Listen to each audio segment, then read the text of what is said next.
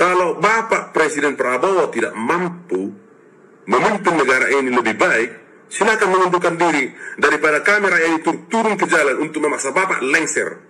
Lebih terhormat Bapak mengundurkan diri. Karena apa? Hasilnya tidak ada kami lihat yang signifikan untuk sekarang. Setiap kali beribadah diganggu, mau bikin rumah ibadah saja tidak, sulit sekali dapat izin. Kenapa pemerintah membiarkan hal begini? Kepada siapa kami harus bicara? Ya satu-satunya kepada pemerintah. Ya, pemerintahlah yang bertanggung jawab. Pemerintah harus memberikan keadilan. Ya, kami rakyat Indonesia, kami bayar pajak, kami memberikan diri kami sebagai hamba, mentaati semua peraturan yang ada di Indonesia. Ini bukan tugas kami sebetulnya untuk bersuara begini. Seharusnya negara itu hadir. Setiap kali beribadah diganggu, mau bikin rumah ibadah saja tidak, sulit sekali dapat izin. Kenapa pemerintah membiarkan hal begini? Kepada siapa kami harus bicara? Ya satu-satunya kepada pemerintah. Ya, pemerintahlah yang bertanggung jawab. Pemerintah harus memberikan keadilan. Ya, kami rakyat Indonesia, kami bayar pajak, kami memberikan diri kami sebagai hamba, mentaati semua peraturan yang ada di Indonesia. Ini bukan tugas kami sebetulnya untuk bersuara begini. Seharusnya negara itu hadir. Kesempatan ini kembali kami live untuk memberikan tanggapan terhadap hal-hal yang begitu menyedihkan yang terus-menerus terjadi di Indonesia, yaitu kekristenan dianiaya oleh Islam. Ya, ini tidak bisa dipungkiri lagi, tidak bisa dibantah atau dengan mengatakan oknum, ya, karena dasarnya ada. Terbongkar siapa sebenarnya dalang persekusi Kristen Indonesia di Indonesia, ya. Nah, yang kali ini saya akan memberikan teman-teman saudara-saudara gereja YouTube, tanpa berlama-lama bantu klik tombol subscribe. Yang belum subscribe saudaraku, dukung channel ini biar sampai 1 juta subscriber, terus kita menyuarakan suara rakyat jelata yang selalu dianggap minoritas, ya. Tanpa berlama-lama, mari kita saksikan dulu video berikut ini. Kami harus bicara, ya satu-satunya kepada pemerintah. Ya, pemerintahlah yang bertanggung jawab. Pemerintah harus memberikan keadilan. Ya, kami rakyat Indonesia, kami bayar pajak, kami memberikan diri kami sebagai hamba, mentaati semua peraturan yang ada di Indonesia. Ini bukan tugas kami sebetulnya untuk bersuara begini. Seharusnya negara itu hadir. Kesempatan ini kembali kami live untuk memberikan tanggapan terhadap hal-hal yang begitu menyedihkan yang terus-menerus terjadi di Indonesia, yaitu kekristenan dianiaya oleh Islam. Ya, ini tidak bisa dipungkiri lagi, tidak bisa dibantah atau dengan mengatakan oknum, ya, karena dasarnya adalah dasar kebencian. Dan pada kesempatan ini saya ingin bersuara lebih tajam supaya mendapatkan perhatian atau mendapatkan penanganan yang seperti diharapkan, ya. Saya akan bersuara sedikit lebih keras karena di Indonesia tidak viral maka tidak ada keadilan.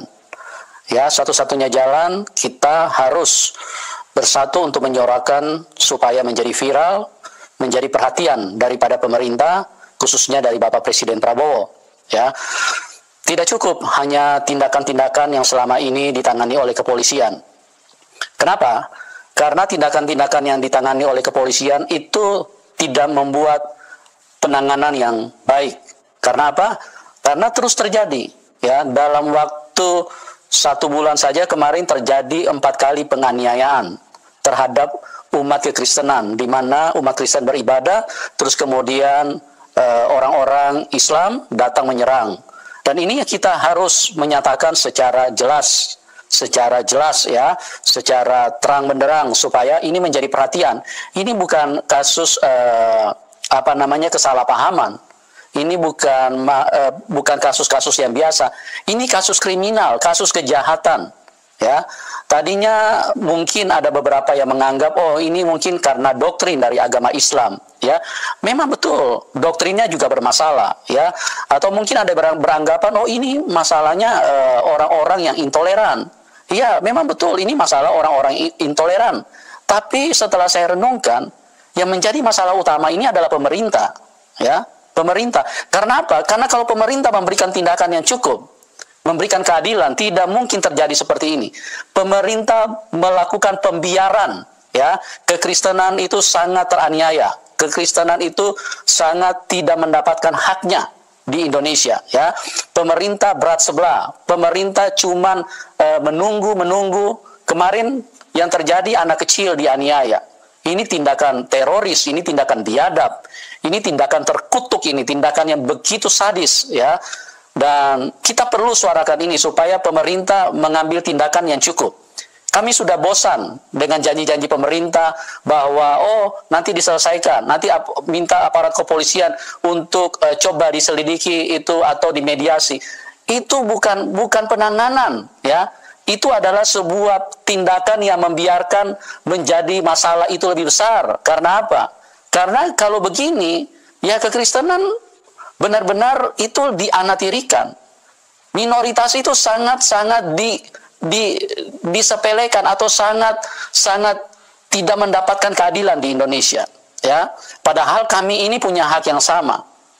Kami tidak pernah memilih untuk menjadi Kristen, tapi itu adalah sebuah keyakinan yang muncul seiring berjalan waktu, dan negara menjamin ini. Negara menjamin ini. Terus kemudian di mana pembuktiannya? Di mana kenyataannya? Setiap kali beribadah diganggu, mau bikin rumah ibadah saja tidak, sulit sekali dapat izin. Kenapa pemerintah membiarkan hal begini? Kepada siapa kami harus bicara? Ya satu-satunya kepada pemerintah. Ya, pemerintahlah yang bertanggung jawab. Pemerintah harus memberikan keadilan, ya. Kami rakyat Indonesia, kami bayar pajak, kami memberikan diri kami sebagai hamba, mentaati semua peraturan yang ada di Indonesia. Ini bukan tugas kami sebetulnya untuk bersuara begini. Seharusnya negara itu hadir tanpa perlu kami bersuara. Seharusnya negara itu sudah di depan untuk mencegah daripada keributan-keributan seperti ini. Memang Islam yang menjadi pelakunya, tetapi negara yang paling bertanggung jawab. Kenapa? Karena kalau negara diam, berarti negara membiarkan. Negara membiarkan tindakan-tindakan yang biadab ini. Ini sangat tidak manusiawi. Ya, makanya saya memberikan judul Presiden Prabowo Subianto. Supaya apa? Supaya ini bisa didengar sama Presiden. Ya, bahwa kekristenan itu sangat teraniaya, sangat ditindas. Masa ada satu negara kok rakyatnya mendapatkan hak berbeda-beda? Ya, kalau yang namanya mayoritas mendapatkan keistimewaan. Saya saja di penjara Pak Prabowo, ya, cuma gara-gara Islam. Padahal saya tidak buat salah loh. Itu tidak pernah ditanggapi, tidak pernah ditindaki. Itu Ahmad Wiyagus, terus Kapolri, Sigit Prabowo, itu semua manusia-manusia biadab itu. Manusia-manusia yang sangat melanggar hukum. Orang yang tidak bersalah kok malah mereka penjarakan. Padahal yang buat video itu adalah channel Bumi Islam. Kenapa Yusuf Manubulu yang ditangkap? Gitu. Karena apa? Karena pemerintah membiarkan kok. Ini tidak bisa ditutupi. Ini bukan hal yang baru terjadi 1-2 kali. Berapa banyak hamba Tuhan yang ditangkap? Muhammad Kaceh, Saifuddin Ibrahim, ya, mulai dari Yusuf Roni dulu, Gracia Pelo, dan begitu banyak lagi yang lain. Anak Batak dipenjara semua. Cuma gara-gara apa? Gara-gara kebencian yang diajarkan oleh Islam. Nah, bagaimana tanggapan pemerintah seperti ini? Apakah pemerintah akan membiarkan terus-menerus terjadi seperti ini? Apakah pemerintah akan membiarkan terus-menerus? Ini satu rongrongan loh buat bangsa Indonesia. Kenapa? Karena mau tidak mau umat Kristen ya akan terus bersuara. Kenapa? Karena kami merasa tidak nyaman, ya. Kalau memang kekristenan dinomor duakan atau dianatirikan atau mendapatkan ketidakadilan, dipisahkan saja, ya. Dibagi saja wilayah Indonesia supaya apa? Supaya Indonesia bisa berjalan, kekristenan itu bisa berjalan sebagaimana dijamin bahwa mempunyai keyakinan itu adalah hak asasi. Hak asasi itu Pak Presiden, ya. Selama ini kalau cuman penanganan yang diberikan cuma melalui suara Abu Janda, Permadi Arya, ya Habib Kribo, kami berterima kasih kepada orang-orang seperti itu. Tapi suara mereka tidak cukup. Ini suara ini perlu sampai kepada Bapak Presiden, ya. Karena kekuasaan itu di tangan Bapak Presiden yang menjalankan otoritas pemerintahan. Kalau pemerintah hadir, tidak mungkin orang-orang bajingan yang menganiaya begini itu kok bisa dibiarkan. Sampai saat ini proses hukumnya masih belum berjalan, dan kalau penanganannya hanya seperti ini, akan terus berjalan seperti ini, bahkan akan muncul lagi lebih biadab lagi tindakan-tindakan terhadap kekristenan. Ya, saya sebagai hamba Tuhan, saya miris banget lihat hal-hal seperti ini, dan saya paling tidak saya ikut bersuara supaya saya tidak bersalah di mata Tuhan. Ya, karena Tuhan bilang kalau kamu sudah tahu itu salah, kamu harus bersuara, jangan diam. Ya, saya tidak tahu kalau pendeta-pendeta lain mau milih diam, itu hak mereka. Tapi ingat, semua kita ini punya tanggung jawab di hadapan Tuhan. Ya, karena takut dianiaya atau mungkin karena munafik, ya, jadi pura-pura diam aja. Oh, kita harus kasih, mengampuni. Jangan lupa, bos, ya, keadilan itu harus ditegakkan. Itu prinsip utama kekristenan. Kita harus bersuara. Yang salah itu harus ditegur. Yang salah itu harus ditegur. Ya, kita terus bersuara. Kalau kita sudah bersuara maksimal, kalau mereka belum dengar, nanti Tuhan yang akan bertindak. Tapi jangan diam. Begitu yang saya ingin sampaikan kepada teman-teman, ya. Ayo kita bersatu, kita suarakan terus supaya jangan sampai hal ini terjadi, ya. Saya perlu putarkan dulu bahwa dalam 1 bulan saja sudah terjadi 4 kasus kekerasan terhadap kekristenan, supaya hal ini bisa mendapatkan tanggapan, ya. Stop aksi premanisme. Ini sadar nggak sih kalau dalam jangka waktu 1 bulan sudah terjadi 4 kasus intoleransi di Indonesia. Yang pertama terjadi tanggal 27 Juni 2025, yaitu pengerusakan villa untuk digunakan sebagai retret yang terjadi di Sukabumi. Lanjut ke kasus kedua di tanggal 5 Juli 2025, yaitu penolakan pembangunan gereja di Cilodong. Lanjut lagi 3 hari setelahnya, tanggal 8 Juli 2025, terjadi kasus yang sama, penolakan pembangunan gereja di Desa Kapur. Kasus yang terakhir adalah kasus yang baru aja terjadi lusa kemarin, tanggal 27 Juli 2025, yaitu pengerusakan rumah doa di Padang. Bayangin, kali ini ada korbannya, dan korbannya adalah 2 anak kecil yang pada dasarnya tidak tahu menahu tentang kejadian terjadi dan hanya ingin belajar pendidikan agama Kristen. Teman ingat ya, ini video edukasi yang ingin mengingatkan bahwa ya, anak kecil loh sampai jadi korban. Apa pemerintah tunggu orang Kristen mati dibunuh sama bajingan-bajingan ini, sama orang-orang biadab, manusia terkutuk ini, baru mungkin pemerintah mau ambil tindakan yang cukup? Jangan. Kami ini sama-sama manusia. Kami sama-sama punya hak. Ya, kami sama-sama bayar pajak. Kami juga tidak memilih lahir di Indonesia. Itu sudah ketetapan dari atas, dari Tuhan yang punya negara. Tapi kami jangan diperlakukan kayak begitu. Tolong Bapak Presiden, Bapak Prabowo, dengarkan suara ini. Ya, jangan lagi biarkan. Ambil tindakan dong. Jangan cuma Tom Lembong sama Hasto Kristianto yang dibebaskan. Ya, umat kekristenan ini dibebaskan dong daripada ancaman-ancaman manusia-manusia biadab yang mengatasnamakan agama, yang terus-menerus menganiaya orang Kristen. Ayo teman-teman, bersuara dong, ya, supaya karena Indonesia ini kalau tidak viral, tidak akan ada tindakan. Ya, saya berharap masih ada secerca harapan, ya, karena Pak Prabowo juga punya keluarga juga orang Kristen, ya. Mama dari Bapak Prabowo itu orang Kristen, ya, adiknya pun masih Kristen, bahkan keluarganya juga masih banyak Kristen. Ayo Pak, kami masih menaruh harapan bahwa Bapak akan memberikan harapan, memberikan keadilan kepada rakyat Indonesia. Ya, jangan berdiam diri, jangan tunggu ini masalah menjadi besar. Karena apa? Karena orang-orang di Indonesia Timur itu juga tidak akan bisa terima kayak begini, tidak akan tahan, yang dimana daerahnya banyak penduduknya orang Kristen. Ayo ciptakan keadilan, ciptakan pemerataan, ciptakan punya hak. Itu hak asasi, orang mau beribadah, kenapa harus diganggu? Ya, belum dibilang lagi masalah pendirian rumah ibadah. Begitu sulitnya orang Kristen di Indonesia. Ya, kami terus bersuara. Tapi kalau suara kami tidak didengar, nanti Tuhan yang akan bersuara. Tuhan yang akan bertindak. Jangan sampai Pak Prabowo Tuhan yang bertindak, ya. Saya sebagai hamba Tuhan, saya tahu Bapak juga mencintai keadilan, ya. Bapak ambil tindakan yang cukup. Saya kasih contoh. Malaysia itu negara agama, negara Islam. Tapi di Malaysia suara suara azan itu di masjid itu tidak ada sekeras di Indonesia. Kenapa? Karena di Malaysia punya pemerintahan itu lebih punya penerapan hukum itu lebih jelas, ya. Karena pemerintah itu hadir, tidak sembarang orang bisa berceramah di sana, walaupun itu negara Islam.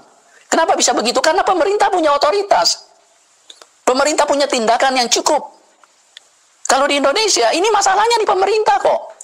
Kalau pemerintah cuma serahkan ke polisi, ya polisi, apalagi polisi membela Islam, ya sudah.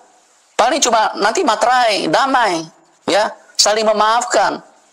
Ini bukan masalah saling memaafkan, ini kriminalitas, ini kejahatan yang dibiarkan oleh pemerintah. Masa pemerintah biarkan kebiadaban ini terus merajalela di Indonesia dengan mengatasnamakan agama? Ya, mungkin ini dulu saya sampaikan. Saya berharap supaya mendapatkan perhatian dari pemerintah. Ya, teman-teman sekalian, kita baru saja menyaksikan dengan jelas ya betapa beraninya Pendeta Yusuf Manubulu dalam menyuarakan kebenaran. Beliau menyerukan keadilan, ya. Beliau menyerukan keadilan bagi saudara kita yang menjadi korban intoleransi di bangsa ini.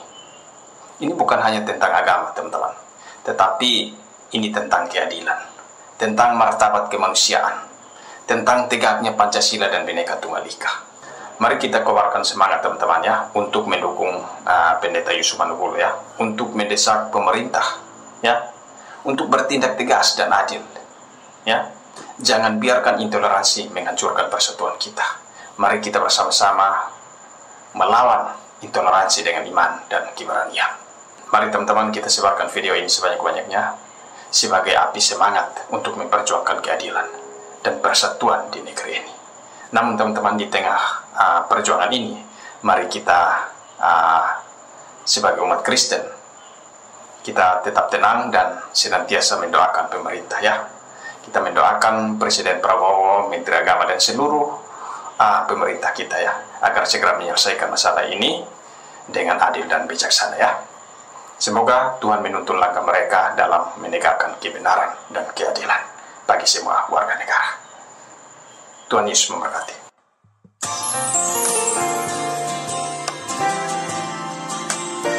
Yang memelihara kucing. Segala kebijakan-kebijakan yang dikeluarkan oleh pemerintah kita sekarang ini ternyata tidak berpihak kepada rakyat dan hanya omon-omon. Negara kita negara yang sumber daya alamnya itu sangat luar biasa banyaknya. Mulai dari tambang minyak, emas, nikel, batu bara, gas bumi, dan lain sebagainya, termasuk hasil hutan. Itu kemana hasilnya semua? Dan juga uang-uang hasil sitaan daripada koruptor yang nilainya sampai triliunan, bahkan ribu triliun yang disita dari koruptor, itu di mana semua? Sementara kita rakyat ini dijejali dengan segala tagihan-tagihan pajak, semua dikenai pajak. Apa negara ini harus hidup dari pajak yang rakyat berikan? Ini tidak adil. Dalam pemerintahan Prabowo sekarang, ternyata kita tidak menemukan apa artinya seorang pemimpin negara yang bijaksana. Ternyata hanya pemimpin yang bodoh, yang menjual data dari rakyat Indonesia ke luar negeri, yang akibatnya nanti sangat rentan terhadap manusia-manusia tidak bertanggung jawab terhadap akun-akun rakyat Indonesia, apalagi yang berhubungan dengan masalah keuangan atau bank. Bisa ditutup orang bank apa kita, rekening kita. Bisa dicuri orang uang kita. Itulah yang paling negatif untuk rakyat kecil. Janganlah dulu tentang masalah-masalah yang lain. Kenapa saya bilang negara kita ini sekarang tidak adil? Sementara sumber daya kita banyak, sumber daya alam kita banyak, hasil tambang kita banyak. Itu uangnya kemana semua? Seharusnya itu sudah bisa menghidupi rakyat Indonesia. Tapi kita harus dibebani lagi dengan pembayaran pajak. Pajak inilah, pajak itulah, pajak inilah. Sementara kehidupan masyarakat sekarang semakin susah.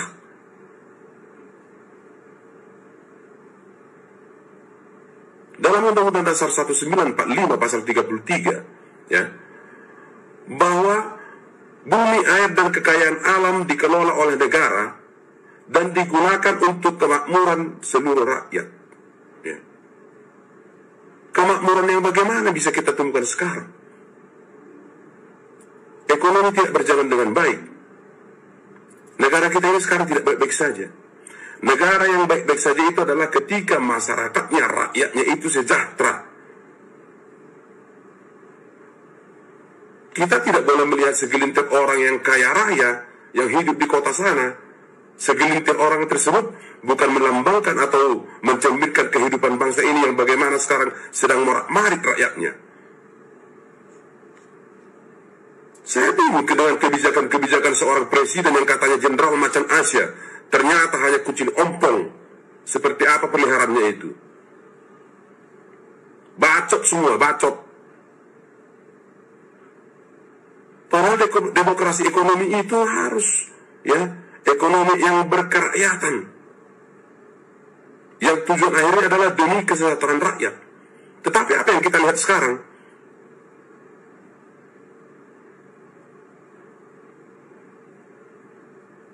Kita jangan terbuai dengan kata-kata statistik yang dikeluarkan oleh Menteri Keuangan yang ternyata adalah juga manusia bodoh, yang mengatakan bahwa tingkat kesejahteraan dan perekonomian bangsa Indonesia ini naik. Naik kemana? Naik ke bulan. Semua pada ngeluh. Keuangan, pekerjaan yang susah, tapi harus dibebani oleh pajak-pajak. Negara semua mementingkan rakyat, bukan hanya mementingkan pejabat-pejabat dengan segala rencana-rencana yang tak masuk akal, bullshit semua. Masa mau memikirkan rumah untuk anggota DPR lah, memikirkan rumah untuk inilah, menteri lah. Gila negara ini sekarang. Kalau Bapak Presiden Prabowo tidak mampu memimpin negara ini lebih baik, silakan mengundurkan diri daripada kamera ini turun ke jalan untuk memaksa Bapak lengser. Lebih terhormat Bapak mengundurkan diri. Karena apa? Hasilnya tidak ada kami lihat yang signifikan untuk sekarang. Penegakan hukum amburadul, ya, yang Bapak berencana menaikkan gaji hakim lah 250%, kan gila itu namanya. Menaikkan gaji pegawai negeri sipil lah, memberikan tanah untuk ormas-ormas lah. Pakai otak Pak, pakai. Anda itu dipilih, ya, bukan hanya untuk menjadi presiden saja, tapi tugas dan fungsi presiden itu harus sebagai penentu kebijakan-kebijakan, ya, bagaimana negara ini ke depannya, yang terkait dengan kesejahteraan rakyat, yang kemudian Bapak ajukan ke DPR untuk disahkan.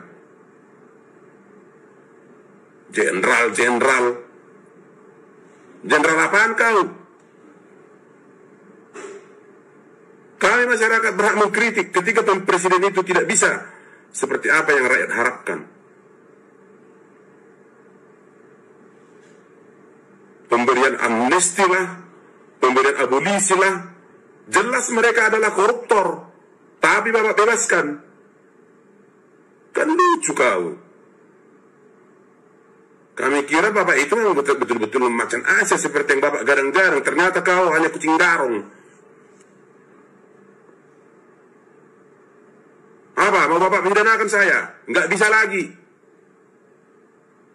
Sudah ada peraturannya bahwa masyarakat dan rakyat bisa mengkritik presiden dan pejabat lain. Itu bukan penghinaan atau bukan fitnah.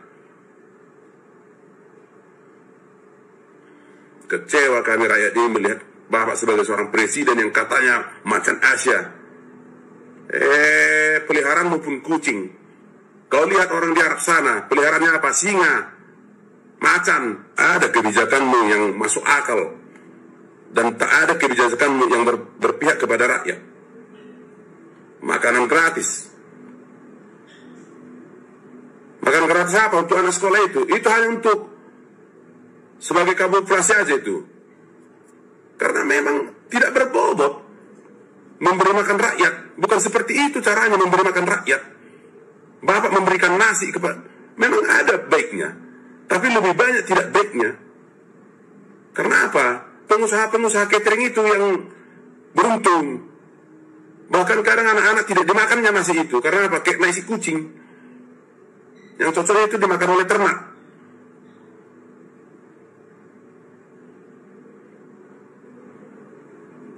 penasihat presiden ini bagaimana sih? Makin mundur Pak kita ke belakang ini, makin mundur. Baru kali ini saya kepikiran untuk selama 2 periode Bapak Prabowo menjadi calon presiden, ya, tidak saya pilih. Terbukti sekarang kinerja Bapak itu bagaimana ketika sudah terpilih. Ternyata Bapak nonsen, omong kosong semua, omon-omon.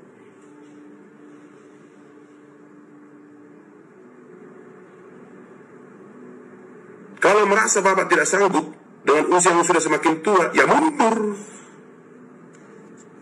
Jangan paksakan diri, karena terlalu banyak sudah kebijakan-kebijakan Bapak yang tidak pro rakyat, tapi pro pejabat, pro ormas, pro negara lain. Selain ketololan dengan menjual data ke Amerika Serikat, yang lebih tolol dan lebih absurd lagi adalah kebijakan PPATK berhak memblokir rekening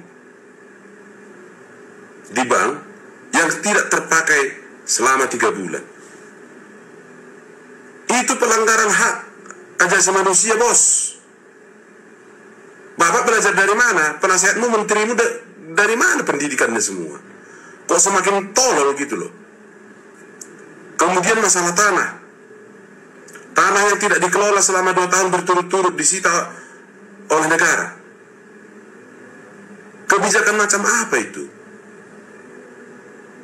Kok jadi kita mundur ke zaman sebelum kemerdekaan? Zaman kolonial? Menghilangkan hak rakyat secara semena-mena. Seandainya itu tanah warisan, ya. Jadi disita oleh negara karena tidak dipelihara atau dipakai selama 2 tahun. Peraturan goblok semua. Ya suka-suka orang terhadap tanahnya. Mau dibiarkan dulu dipakai sebagai lapangan bola kek, mau dibiarkan dulu untuk penghijauan kek, selama 2 tahun atau beberapa tahun. Tapi negara akan menyitanya kalau tidak dipakai selama 2 tahun. Kan gila. Kalau mengeluarkan kebijakan itu dipikirkan dulu. Jangan seperti PPATK itu. Dikeluarkan kebijakan, kemudian dibatalkan. Tapi sudah ada efek negatifnya kepada orang lain. Bahkan ada orang yang sudah meninggal karena rekeningnya tidak bisa dicairkan. Itu namanya membunuh secara tidak langsung. Jangan karena Bapak Presiden jadi suka-sukamu. Dulu kami berharap bahwa sebagai seorang jenderal Bapak itu jiwanya jiwa Indonesia, jiwa seorang pejuang. Ternyata jauh panggang dari api. Salah pilih kami. Oke guys ya, jadi Bapak ini meluapkan kekesalannya karena telah salah memilih Presiden Pak Prabowo. Karena ekspektasi tak sesuai yang diharapkan, tak sesuai yang dipikirkan sejak awal. Dulu mungkin ketika memutuskan untuk memilih dan mendukung Pak Prabowo, para pendukungnya berharap ya nanti rakyat bisa lebih sejahtera, negara ini bisa lebih maju, ada kemakmuran, ada kebahagiaan. Tetapi melihat realitas yang ada, yang sudah dirasakan oleh rakyat sejauh ini, mereka merasa bahwa malah semakin mundur, malah semakin susah, di mana-mana rakyat menjerit. Tanah yang nganggur, tidak digunakan sebagai lahan produktif selama 2 tahun, itu akan disita oleh negara. Rekening yang tidak dipakai selama 2 atau 3 bulan itu akan diblokir. Dan berbagai aturan-aturan lainnya yang tidak pro rakyat, tetapi pro pejabat ya. Itu tadi poin-poin penting yang dikeluhkan oleh netizen atau oleh Bapak ini guys ya. Namun menurut saya ya, Pak Tony Lambas Pasaribu ya, akun TikToknya, Pak Tony, Anda sudah memilih dan mendukung Pak Prabowo ya. Dan apapun itu, mau pahit, mau manis, mau susah ataupun senang, ya kita sebagai rakyat Indonesia, ya kita sudah memilih dan memberikan dukungan, ya sudah ya. Kita tidak bisa berbuat apa-apa lagi. Tidak mungkin ya kita mau berdemo, mau menyuruh Pak Prabowo harus segera lengser, harus turun dari jabatannya. Menurut saya itu sangat nggak mungkin sama sekali. Karena sudah terpilih, sudah sah secara undang-undang dan sudah menjadi Presiden Republik Indonesia. Beliau akan memimpin sampai dengan selesai, ya. Terlepas dari apapun kebijakannya yang pro pejabat, merugikan rakyat ataupun apapun itu, ya, tetap beliau akan sampai selesai masa jabatannya, ya. Kita sebagai rakyat, ya tentu kita harus tetap berproses dan terus belajar bahwa ya lain kali kalau memilih pemimpin, ya jangan hanya lihat dari kata-katanya yang manis, janji-janjinya yang manis, tapi betul-betul kita harus melihat rekam jejaknya, ya, karakternya, kepribadiannya seperti apa. Dan jangan memilih karena, apalagi diiming-imingi karena diberikan sembako, diberikan duit, ya. Harus melihat pemimpinnya itu punya karakter atau jiwa kepemimpinan yang seperti apa, ya. Namun untuk saat ini, ya itu tadi guys, ya, kita harus menerima pahit dan manis, suka dan duka, semuanya kita harus menerima karena itu adalah pilihan mayoritas masyarakat Indonesia. Oke guys, masih ada juga beberapa keluhan yang lain dari para netizen, ya, terhadap kepemimpinan Presiden Prabowo Subianto. Kita dengarkan lagi berikut ini. Kita bekerja terus untuk rakyat. Saya percaya pertumbuhan ekonomi kita akan baik. Kita akan bikin kaget banyak orang. Untuk Pak Presiden Prabowo Subianto yang terhormat, sebagai masyarakat yang pernah memberikan suara di bilik suara kepada Anda di 2024 karena Pak Jokowi dan Gibran, ya. Saya menyarankan untuk Anda untuk mengurangi terlalu banyak omon-omon. Anda terlalu banyak ngebacot, ya. Anda harus paham, ya. Ada kutipan yang mengatakan dalam hal terlalu banyak bicara, maka akan terjadi juga di sana banyak kesalahan. Akan terjadi slip of the tongue, ya, keselip lidah, dan itu sudah berkali-kali Anda alami, tapi Anda nggak tahu sadar apa tidak, ya. Yang terbaru adalah Anda yang mengatakan saya akan mengejar koruptor-koruptor itu sampai ke Antartika, sampai ke gurun, sampai ke Gua Cina atau kemana lagi, ya. Jangankan Anda mengejar, yang sudah tertangkap aja Anda lepaskan. Jadi di mana itu, omon-omon Anda, ya? Terlepas dari banyak perdebatan di sana, tapi nyatanya seperti Prof. Mahfud pernah mengatakan bahwa memang no debat, tidak ada perdebatan, itu sudah melanggar si Tom Lembong itu.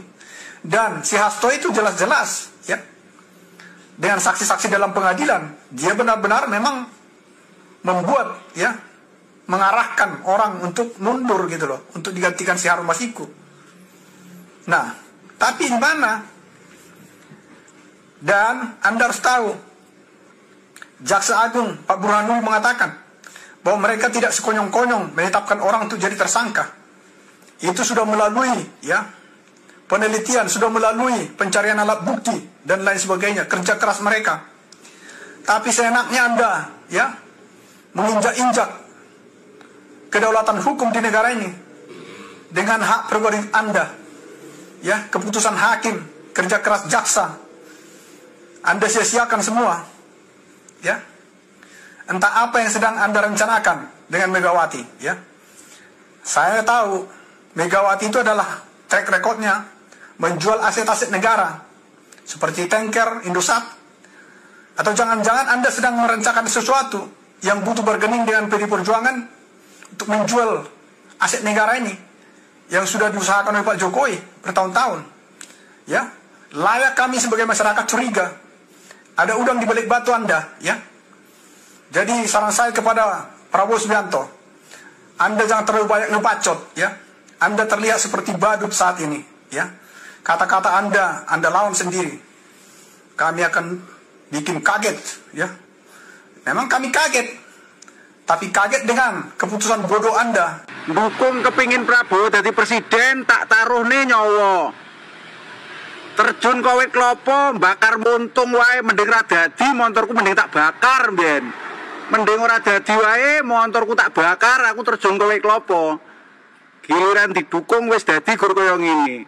makan siang gratis. Rakyat miskin yang belum punya rumah mau dibikinin rumah waktu kampanye itu, gak taunya sekarang omon-omon. Pak Prabowo, saya minta Anda untuk turun, ya, turun ke lapangan melihat rakyat Anda seperti apa kondisinya.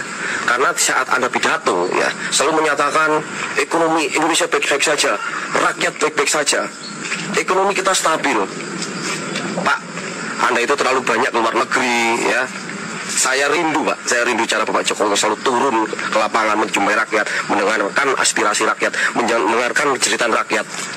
Bapak Jokowi selalu merealisasikan untuk membantu rakyat. Tapi kenyataannya Anda selalu memberatkan masyarakat, memberatkan rakyat. Rakyat seperti tercekik di kepemimpinan Anda. Kalau kita berbicara Gibran sudah turun, ya Gibran itu hanya membantu Anda. Harusnya Gibran sudah melaporkan juga kepada Anda. Harusnya Anda juga jujur dengan kondisi ini. Rakyat kita semakin tertekan, ekonomi semakin terpuruk, tapi Anda membahagiakan seorang koruptor yang dibebaskan. Yang bahagia, yang merasakan bahagia, mereka mafia-mafia, bukan rakyat. Jadi jangan pernah Anda mengatakan Indonesia baik-baik saja. Indonesia tidak baik-baik saja, Pak. Anda harus tahu itu. Kalau Anda tidak bisa turun untuk melihat kenyataan di lapangan, lebih baik Anda turun menjadi seorang presiden.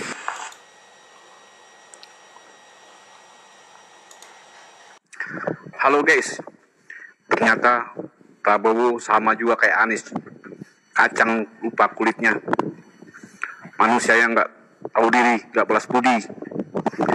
Rakyat memilih dia, menghendaki dia untuk memberantas koruptor. Janjinya iya, tapi kenyataannya orang kayak gini nggak bakal bertahan lama juga guys. Ya, rakyat ditipu mentah-mentah. Boro-boro mau ngejar koruptor, di sini aja koruptor diampunin. Kan goblok gitu, bener. Kita ini omongan itu yang dipegang. Manusia itu omongan yang dipegang, apalagi udah jadi jenderal ya kan. Jangan-jangan cuma jenderal bakicot aja dia tuh, gak jelas. Ya banyak rakyat yang kecewa lah, hampir seluruh rakyat Indonesia kecewa karena kita ini memerangi koruptor. Merdeka, kita sudah masuk 17 Agustus. Beberapa hari lagi kita merayakan ulang tahun ke-80 untuk Republik yang kita cintai ini. Tapi ini sedang viral, lagu yang menyambutnya kok rada sengak di kuping gitu.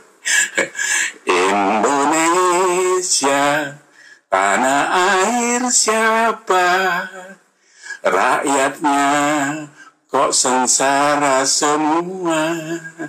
Penggalan itu saya ambil karena itu sedang viral sekarang. Jadi Pak Prabowo, ini kita rakyat di bawah ini sedang resah-resahnya melingkar, melihat, mengikuti sepak terjang Bapak beberapa hari terakhir ini, khususnya sejak Bapak memberi abolisi dan amnesti terhadap Tom Lembong dan Hasto. Kalau Tom Lembong kita tidak usah terlalu memikirkan karena di sana memang ada rada abu-abu, itu urusan lain. Tapi kalau Hasto itu jelas-jelas Bapak mengambil resiko yang begitu dalam karena itu sebenarnya lebih syarat kepada kepentingan politik. Seperti apa yang dikatakan Novel Baswedan bahwa itu sebenarnya menjerumuskan apa yang dibicarakan sendiri oleh Pak Prabowo tentang pemberantasan korupsi. Sementara yang dikasih amnesti itu adalah orang yang tersangkut penyuapan dan berkategori koruptor karena sudah diputuskan 3,5 tahun oleh pengadilan. Jadi belum sempat kencingnya kering di WC penjara, orangnya sudah dikasih amnesti gitu. Nah ini terlalu beresiko kalau menurut kawan-kawan karena tadi saya waktu masang bendera 17-an juga duduk dengan profesor hukum, kebetulan beliau tetangga saya. Jadi memang ada bobot-bobot yang sebenarnya tidak umum. Cuma mungkin karena ada tujuan tertentu ya, karena mau bermesraan lagi dengan PDIP dan Bu Mega sudah mengatakan dukung pemerintahan Pak Prabowo. Apakah ini untuk tujuan 2029 agar sama-sama bareng lagi gitu kan? Nggak ada masalah karena politik ini bisa apa saja gitu. Yang kemarin Bapak dirangkul Pak Jokowi untuk dijadikan presiden, kalau sekarang balik gagang mau nendang Pak Jokowi ya silakan gitu. Cuma Bapak jangan terlalu pede karena 58,58% itu suaranya Pak Jokowi, bukan suara Bapak ya. Jadi hati-hati. Oke, kita sebelum ke sana kita juga bahas tentang PPATK yang begitu viral, memblokir 28 juta rekening masyarakat. Ada yang sedang sakit, ada yang kiriman uang dari anaknya, ada TKW di Hong Kong. Sedih sekali ya rasanya melihat kenyataan bahwa bangsa kita, khususnya umat Kristen, masih mengalami intimidasi, persekusi, dan teror gitu ya. Lebih menyedihkan lagi, pemerintahan tidak hadir dengan ketegasan yang seharusnya untuk menindak para pelaku intoleran ini ya. Kita mengenal presiden kita sebagai sosok yang tegas, yang diandalkan untuk memberantas segala bentuk ketidakadilan. Tapi yang saya lihat ya, semakin kesini sikap beliau justru makin kabur. Saya masih ingat waktu kampanye dulu, beliau berjanji akan mengejar para koruptor sampai ke akar-akarnya, bahkan sampai ke laut Antartika katanya. Namun kini justru ada dua yang diduga terlibat korupsi yang dibebaskan. Ada apa, Bapak Presiden? Ya, apa yang berubah dari semangat pidato pelantikan yang begitu menggebu-gebu saat itu? Beliau berkata, bersihkan dirimu dan semua korupsi. Kita bekerja untuk rakyat, demi rakyat, dan bagi rakyat. Kita dipilih untuk rakyat. Kalimat itu dulu mengguncang hati banyak orang, termasuk saya. Tapi kenyataan yang kita lihat sekarang justru bertolak belakang. Lalu sekarang sejahtera rakyat, kesejahteraan rakyat, dulu katanya untuk rakyat, demi rakyat, oleh rakyat. Tapi faktanya pemerintah mengirim puluhan ribu ton beras ke negara lain, sementara di negeri sendiri masih ada rakyat yang kesulitan makan. Ya, nasi putih pun susah sekali gitu, makan nasi putih untuk satu kali aja susah. Ada yang harus barter hanya untuk bisa makan. Ya, di daerah Babul Asanah sono misalnya ya, saudara-saudara kita masih hidup dalam kesulitan yang memprihatinkan. Mereka butuh beras, butuh bantuan, butuh kepedulian pemerintah. Tapi yang diperhatikan malah negara lain yang bahkan belum tentu akan membantu kita kembali. Lebih miris lagi ya teman-teman, di saat rakyat kita sedih sendiri kesusahan, umat Kristen di berbagai daerah masih menjadi korban intoleransi. Rumah ibadah dibubarkan, ibadah diganggu, ya, jemaat diteror, bahkan anak-anak ikut menjadi korban. Namun presiden tidak ada bersuara, tidak turun tangan. Kita diremehkan, umat Kristen diremehkan. Pak Presiden tidak ada melirik sama sekali. Semoga video ini didengar sama Presiden. Ya, walaupun Wakil Presiden memang sempat datang ke Padang Sarai, Kota Padang ya, terkait perusakan rumah ibadah, tapi yang diberikan hanya hiburan dan dukungan moral tanpa ketegasan untuk menindak para pelaku intoleran itu. Saatnya pemerintah keluar dari kandangnya. Saatnya melihat akar persoalan, termasuk mencabut SKB 2 menteri yang selama ini justru dijadikan tameng oleh kelompok intoleran untuk membubarkan dan menolak rumah ibadah umat Kristen.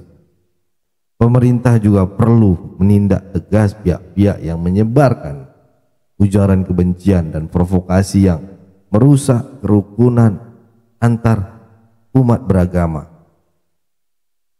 Kami saya sendiri berharap Presiden Prabowo dan Menteri Agama benar-benar menepati janji-janji mereka. Bukan hanya janji manis saat kampanye, tapi langkah nyata untuk rakyat demi persatuan bangsa. Lalu bagaimana pendapat teman-teman ya? Silakan komen di kolom komentar ya. Tapi mari kita berikan komentar yang membangun, yang mengedukasi dan membawa pencerahan ya.